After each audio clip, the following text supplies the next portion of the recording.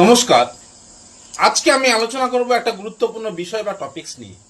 সেই গুরুত্বপূর্ণ বিষয় বা টপিকসটা কি?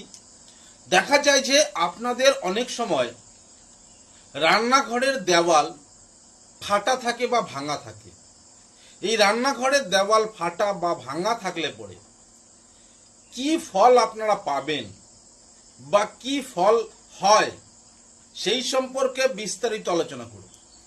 রান্নাঘরের দেওয়াল ফাটা বা রান্নাঘরের দেওয়াল ভাঙা থাকলে পরে কি হয়, এই রান্নাঘরের দেওয়াল ফাটা বা ভাঙা থাকলে কি হয়, এই আলোচনা করার আগে আপনাদের বলবো যে আমার ভিডিওটি যদি আপনাদের ভালো লেগে থাকে তাহলে আপনারা অবশ্যই লাইক, কমেন্ট এবং শেয়ার করবেন।